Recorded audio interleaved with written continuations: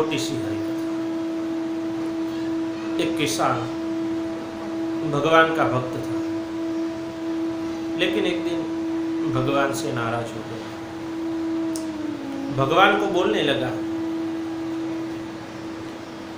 कि प्रभु आप भगवान हैं, आप परमात्मा हैं, लेकिन ऐसा लगता है कि आपको खेतीबाड़ी की बहुत जानकारी नहीं है। फसल के लिए क्या चाहिए वो आपको पता ही नहीं। हम किसानों की कैसी दुर्दशा होती है। प्रभु आप एक बार मुझे मौका दो तो इस साल मैं जैसा चाहूँ वैसा हो और मैं अपनी इच्छा से खेती करूं। भगवान मुस्कुराए और बोला जैसे आपकी मर्जी। किसान तो बहुत आनंदित हुआ और जब बारिश की मौसम आई तो किसान ने जब चाहा तब बारिश हुई। किसान ने गेहूं की फसल बोई। अब तो किसान की मर्जी से सब कुछ हो रहा है। जब चाहे तब पानी मिला, जब चाहा तब धूप मिली, जब चाहा तब हवा मिली। फसल बहुत अच्छी होने लगी। किसान तो मन में बहुत आनंदित है और बारी बारी से भगवान की ओर कटाक्ष दृष्टि से देख रहा है। बोलता है आपको क्या जगत चलाना आता है, इस तरह से चलाओगे तो जगत चलेगा। देखो कितनी अच्छी फसल है। फसल बड़ी हुई, उसमें गेहूं के डूंडे भी लगे। बहुत अच्छी फसल देखकर किसान बहुत आनंदित हुआ।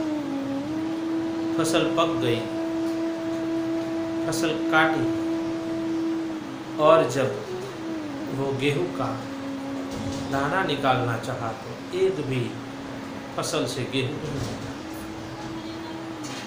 पूरी फसल ऐसे ही अच्छी दिखती थी, लेकिन अंदर से बहुत खाली थी, सब कुछ खाली था। पूरे खेत में से एक भी दाना अनाज का नहीं है। किसान तो बहुत उदास हो गया। भगवान को बहुत उदास हो गया।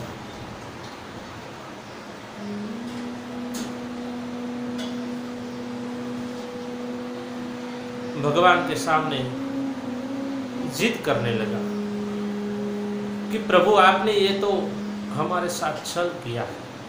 इतनी सारी हवा, इतना सारा पानी, इतनी अच्छी तरह से उसका वातावरण था, इतनी अच्छी फसल थी, फिर भी एक भी दाना नहीं। ये तो छल किया है। तब प्रभु ने बोला नहीं, ऐसा नहीं। लेकिन सोचो, हर बार ऐसा होता है कि बारिश के मौसम में कई बार तेज आंधी आती है, तूफान आता है, बहुत तेज धूप होती है, बहुत बारिश, बहुत पानी होता है।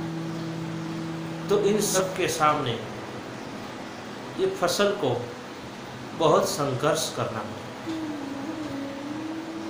बहुत पवन चलती है तब उसके सामने भी अपनी पूरी ताकत लगा करके उस फसल को खड़ा रहना होता है।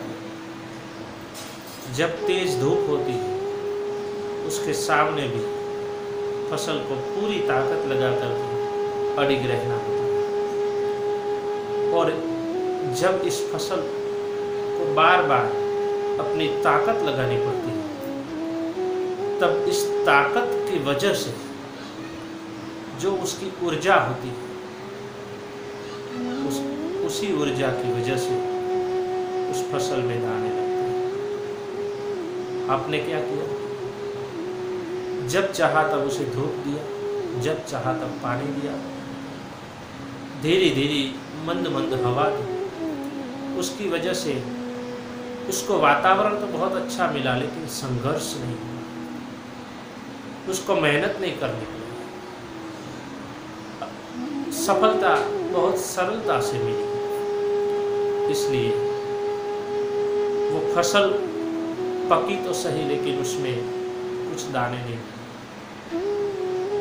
साहब, हमारा भी ऐसा ये संघर्ष ही है जो आदमी को प्रतिभाशाली बनाता है।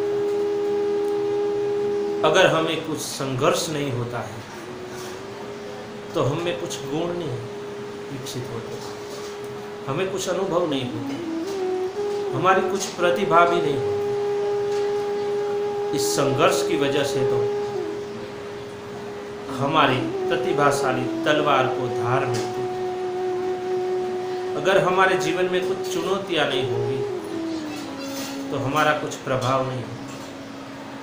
इसलिए सदैव चुनौतियों का स्वीकार करके हमें आगे बढ़ना चाहिए और इसी तरह मिली सफलता सदैव हमारे पास रहती है। जैसे